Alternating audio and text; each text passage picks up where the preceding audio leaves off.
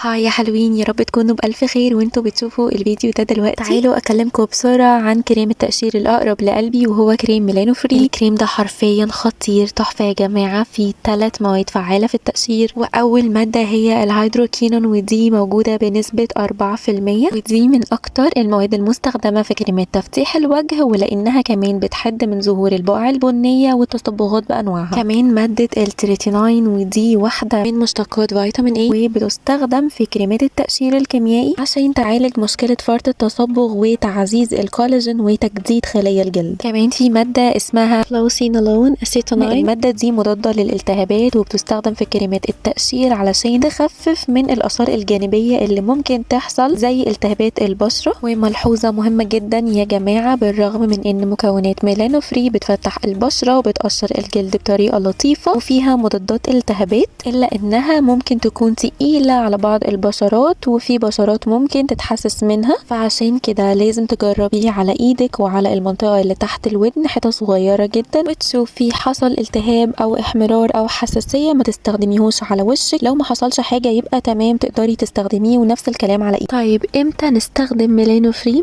لو عندك كلف او تصبغات، وكمان هو بيعالج اسمرار المفاصل، كمان هو بيفتح الركب والاكواع، وكمان لتقشير او تفتيح السنسيتيف ارياز، وده تحت اشراف طبي فقط. ايه فوائد ميلانو فري؟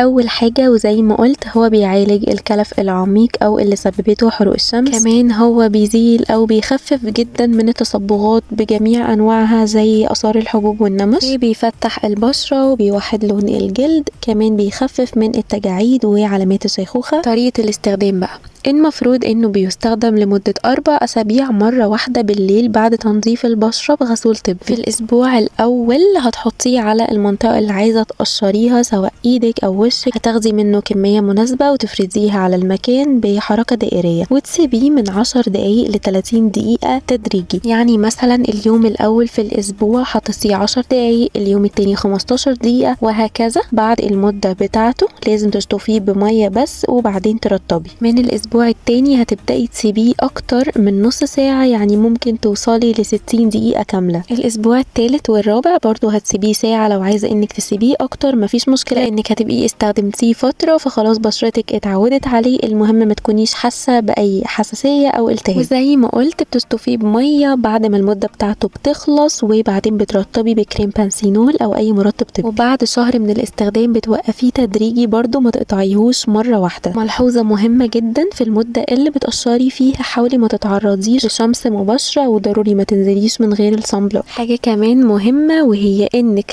لازم ترطبي بشرتك بعد ما تغسلي الكريم على طول بمرطب طبي مناسب لنوع بشرتك، وحاولي ما تستخدميش الكريم اكتر من شهر علشان ما يحصلش اي اعراض جانبية. هقول لكم بسرعة اضرار ميلانو فري او الحاجات اللي مش كويسة اللي ممكن يسببها ميلانو فري لو استخدمناه بشكل خاطئ. ممكن يسبب احمرار للبشرة او التهاب للجلد او حكة، وممكن يسبب زيادة لحب شباب في حالة اننا استخدمناه على بشرة معرضة لحب شباب او فيها حب شباب بالفعل. طيب هو مين اللي ما ينفعش يستخدم ميلانو فري؟ اول حاجة لو بشرة مصابة بحساسية من اي مكون من مكونات ميلانو فري، وده هنعرفه لما نعمل اختبار الحساسية اذا كان عندنا حساسية منه او لا. هيبان بمجرد ما هنحط حتة صغيرة جدا منه على ايدينا او المنطقة اللي تحت الودن زي ما قلت لكم في اول الفيديو. وليه بقول نجرب على المنطقة اللي تحت الودن وكمان نجرب على ايدينا؟ وزي ما كلنا عارفين ان بشرة كل مكان في جسمنا غير التاني. وليه بقول المنطقة اللي تحت الودن؟ لانها تعتبر اقرب مكان للوش، واللي ممكن يحصل ان منطقة تحت الودن مثلا تتحسس من الكريم على عكس ايدك ما يحصلهاش حاجة، فبالتالي احنا كده عرفنا ان احنا ما نقدرش نستخدمه على وشنا، بس ممكن نستخدمه على ايدينا عادي. طيب مين كمان ما يقدرش يستخدم ميلانو فري؟ اصحاب البشرة المعرضة لحب الشباب او اللي فيها اكتيف اكني، بلاش عشان ممكن تزيد. كمان بلاش نستخدم الكريم في منطقة حول العين او الفم، لان المناطق دي الجلد فيها رقيق جدا وممكن يحصل التهاب بمنتهى السهولة. كمان لو انتي حامل او بترضعي بلاش ميلانو فري. كمان بلاش استخدام ميلانو فري بالنهار، او لو هتتعرضي لضوء او حرارة عشان ما يحصلش اسمرار للجلد، ونبقى بنزود المشكلة بدل ما نحلها. ومش محتاجة اقول ان لو عندك جرح مفتوح طبعا خلي بالك ما تقربيش الكريم منه. بلاش في فترة التقشير، سواء لو هتستخدمي ميلانو فري او اي مقشر تاني او حتى تقشير في عيادة مختصة، الخاصة انك تستخدمي ميك اب، لان ممكن يحصل التهابات ونزود المشاكل. وبس كده يا جماعة، يا رب اكون قلت كل حاجة وما كنتش طولت عليكم. لو استفدتوا من الفيديو ما تنسوش تعملوا لايك وشير مع صحابكم عشان يستفادوا زيكم. ولو لسه ما اشتركتوش في القناة لحد دلوقتي اشتركوا من زرار سبسكرايب او اشتراك الاحمر اللي تحت الفيديو. ولو عندكم اي سؤال اكتبوا لي في الكومنتات، انا برد على كل الاسئلة. ولو عايزيني اعمل ريفيو او اتكلم عن منتج معين قولوا لي برضه في الكومنتات وهعمل عنه ريفيو في اقرب وقت. وبس كده، باي باي.